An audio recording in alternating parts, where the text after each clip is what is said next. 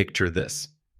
You are clicking through your favorite websites when suddenly your computer starts acting like it is running underwater. Every click takes forever, strange pop-ups appear, files vanish. Your tech-savvy friend takes one look and starts hyperventilating about viruses. What exactly just happened to your digital world, and why does everyone treat computer viruses like they are some kind of technological plague? I am Tim, and if you like Tech Explained without the headache, subscribe now because I make confusing stuff feel obvious, and it will save you a lot of stress the next time your screen starts doing weird things. Here's the thing that might surprise you. What most people call a computer virus is usually part of a bigger family called malware, which just means malicious software. A true virus is one specific type, but in everyday life, people use the word virus for almost all of it. Either way, the important point is this: none of it is magic. It is just code doing what it was told. Computer viruses are not digital ghosts haunting your machine. They are not technological voodoo. Understanding how they work is like understanding how a prank works, except the consequences can be devastating. And the pranksters are often criminals. What people imagine when they hear computer virus is usually way off. Most folks picture some kind of sentient digital creature that spontaneously appears in computers and starts wreaking havoc, like mold growing on forgotten bread. Others think viruses are so complex and sophisticated that only computer geniuses could possibly understand them. Some believe their antivirus software makes them completely invulnerable, like wearing armor against arrows. But here is a quick reality check. That expensive antivirus program did not stop your friend from getting infected last month when they clicked on that sketchy email attachment, did it? Let me explain how this works using something you already understand. Recipes. Think of your computer as an incredibly obedient but completely clueless chef.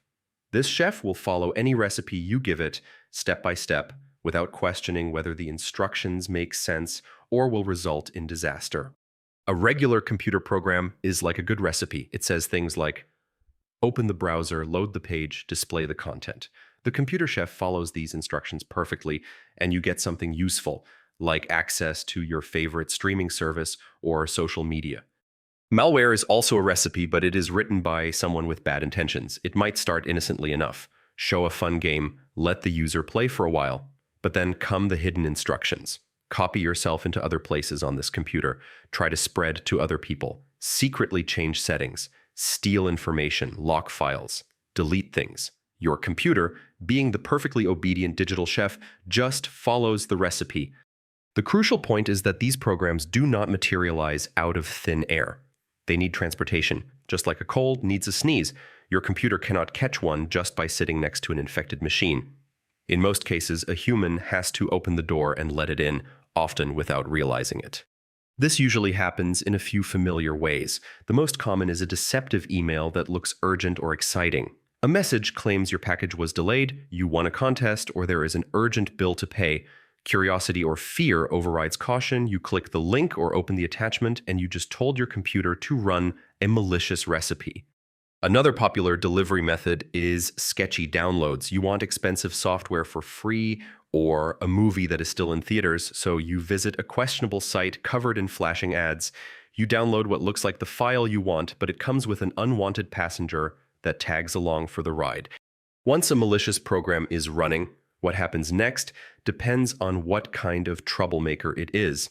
And here is where the word virus gets messy, because there are multiple categories people lump together. Trojan horses are the classic disguise. They pretend to be something you actually want, like a useful app, a game, or even fake security software. You install it, and sometimes it even seems to work.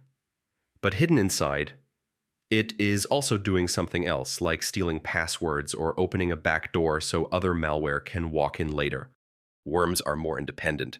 Some can spread without you actively running them again and again, especially when they exploit a known weakness on a network or a device that has not been patched. Think of it like checking a neighborhood for unlocked doors. When they find one, they slip inside and immediately try to copy themselves to other places. That is why updates matter so much. Many worms rely on old holes that already have fixes as long as you actually install them. Ransomware might be the cruelest. It is digital kidnapping. It searches for valuable files like photos, schoolwork, taxes, business documents, and projects. Then it locks them with strong encryption so you cannot open them. Finally, it shows a ransom note demanding money to unlock your files.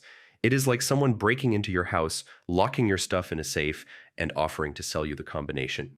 Spyware takes the quiet route. Instead of destroying files, it watches. It can track what websites you visit, what you search for, what you buy, and in worst cases, it can capture sensitive information like logins. Then it sends that information back to whoever planted it. Some tracking is done by normal advertising systems too, but spyware is the version that crosses the line into sneaky and harmful. So why do people make this stuff? Sometimes it is chaos and bragging rights. Sometimes it is money. Sometimes it is building a large group of infected machines that can be used to send spam or overwhelm a website. And sometimes it is espionage. But even when the code is advanced, the trick that gets it onto your machine is often simple. The weakest link is usually not technical. It is psychological. Curiosity, greed, fear, urgency. So how do you protect yourself without turning into a paranoid hermit? Start with healthy skepticism. If an email feels too urgent, too good to be true, or weirdly threatening, pause. Ask yourself if you were expecting it. If it is claiming to be your bank, your delivery company, or your boss, do not trust the link. Go to the official site by typing it yourself or confirm through another channel. Stick to official sources for downloads. Keep your software updated because those annoying update prompts often include security fixes. Use reputable security tools, but treat them like a seatbelt, not an invincibility shield.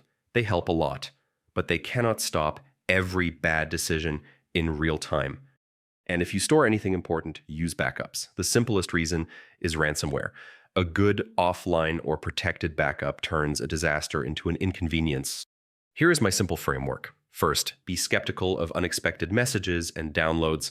Second, keep updates on. Third, use security tools, but do not outsource your judgment to them. If something feels off, stop and verify before you click. Computer viruses are not mystical forces or unstoppable plagues. They are malicious recipes written by people with bad intentions, and they usually need your cooperation to run. You do not need to be a cybersecurity expert to stay safe. You just need better habits than the average click first, think later internet user. If this explanation made the whole virus thing feel less scary and more understandable, subscribe for more tech that actually makes sense. Next time, I will break down how most hacks really happen and why the biggest attacks usually start with something boring and human, not a movie-style keyboard wizard.